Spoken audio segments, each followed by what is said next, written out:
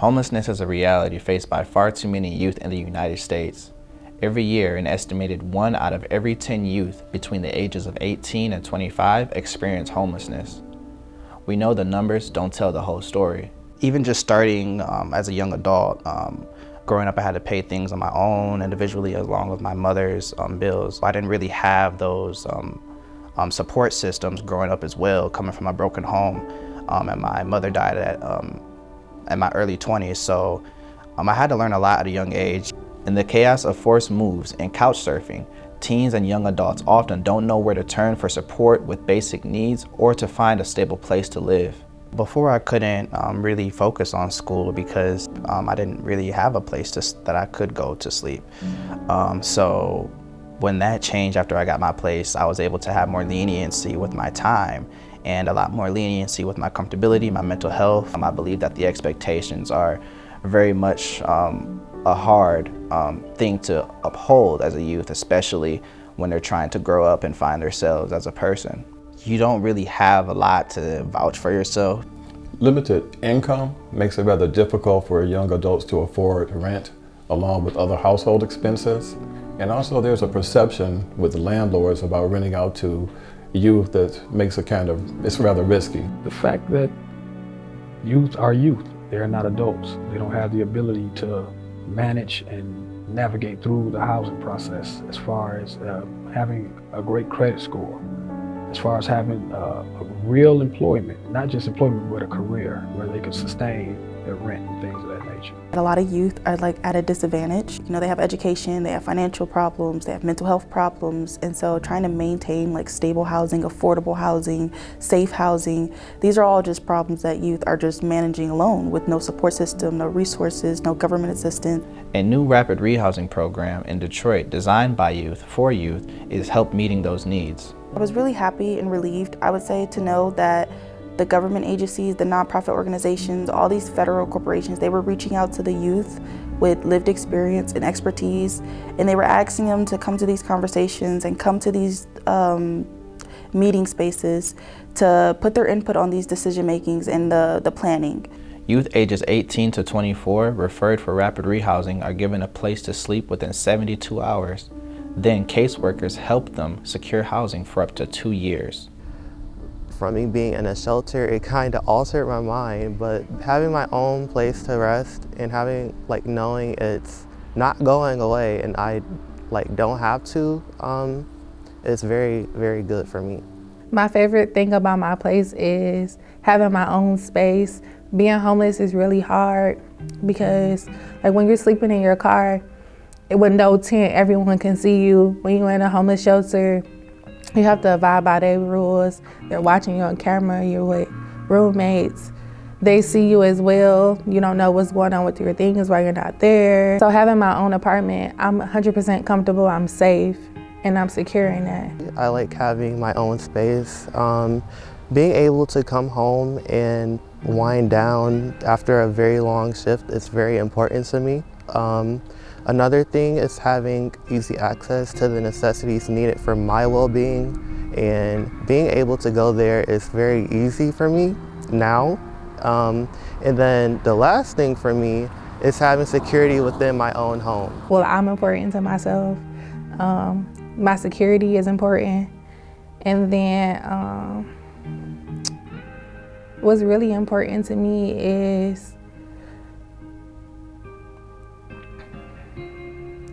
having something to eat every day. That's really important. Taking a bath, all the essential things of life is just really important. And I really love those things. I really feel like it's a part of my human rights to have it. Putting housing first allows youth to take advantage of other opportunities to advance their educations and careers. Having my apartment, the difference is I feel like that I'm providing society. Now I have a job, I go to work, I get up every day, I make my own schedule, and I flow with life like everyone else. I'm a part of society. The most essential interactions I've had with the social workers and the service providers were pretty influential with me staying on top of my goals and what I needed done including medical goals, medical visits. Over time, the share of rent that the young adult pays gradually increases while the amount the program covers decreases. This prepares youth to maintain stable housing long term. My goals is I want to keep my apartment. Like, I like the place that I'm in. I want to stay there, and then my goal is to keep working. I work very close to home, so that's very important to me too, because I work at a hospital, so it's like not that far. I can make that into a career. I can keep my home and just keep building on, keep decorating it, making it my own space. Within months of the Youth Rapid Rehousing program's launch, all 12 of the housing units supported by the program were full. The units are located at different properties across Detroit, so youth get to pick a place to live that feels like home. And I got to work with Mr. Cooper. He was very helpful during the entire process and made the application process very easy. After that, I was able to pick from homes or places like apartments, but in my case, I got a home. Mr. Cooper, my caseworker, he would help me with my housing, from moving my things from one place from the city to my actual apartment. He helped me when filling out my leasing to understand what was like the diction, the wording of what was going on. That if I had any discrepancy with the leasing, that he would advocate for me, he would help me, that I can always reach out to him. Personal life, finances, employment. I mean, whatever they need me, whatever they want to speak to me about anything, I'm always open. I let them be themselves, regardless of where you come from, regardless of your education level, your socioeconomic situation.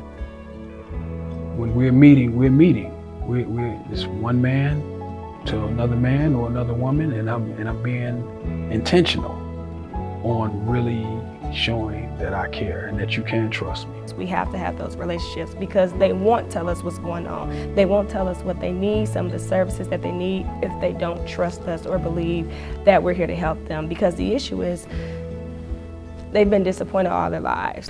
The Rapid Rehousing program here goes above and beyond. It's really amazing.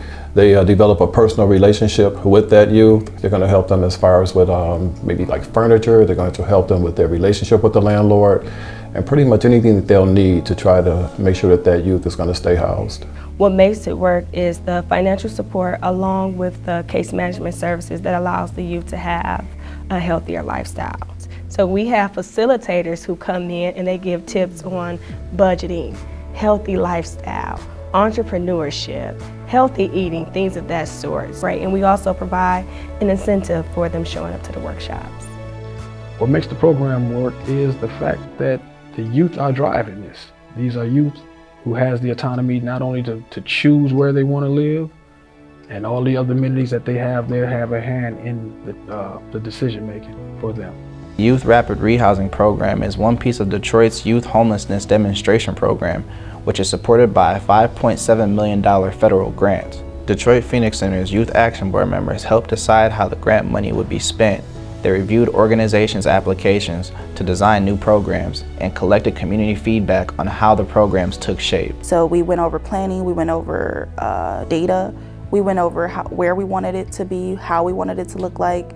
Did we want case managers, so we were very involved in the process. The Youth Action Board was definitely a huge impact in my life personally. I've gained a lot as an individual, growth, maturity, and a lot of insight as far as my goals and strengths personally.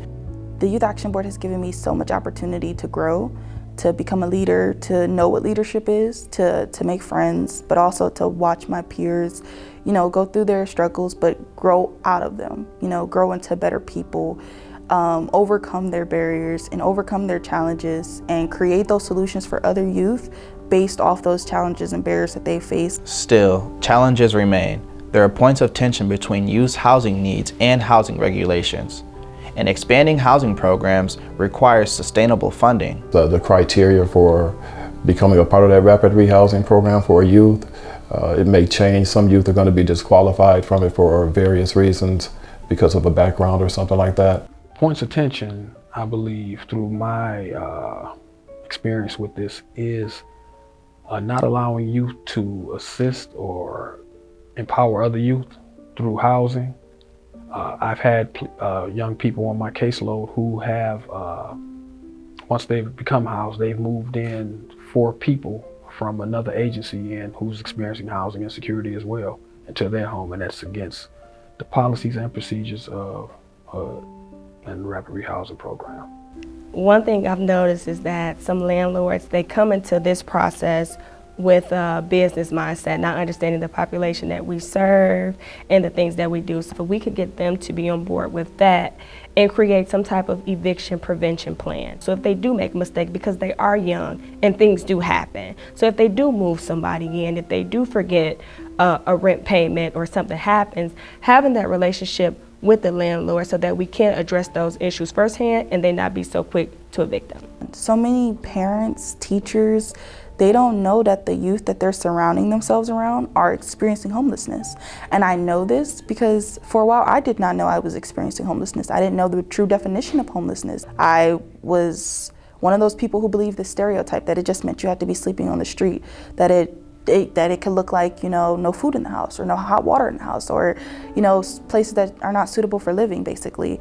To develop housing programs and other services that are truly responsive to youth experiencing housing instability, we need to meaningfully engage youth in deciding what those programs look like. Advocacy should be taken serious in regards to youth, and it should be noted by those who are in position to be able to help reform the system. So this does not mean, inviting youth into your spaces and at the table, but then you're not listening to them. They're just kind of there for them to be there. For you to say that you had youth at the event, for you to say that you had youth in the picture. It's the only way it can be youth-centered, is it has to come from the youth and it has to be about the youth. Together, we can prevent and end youth homelessness.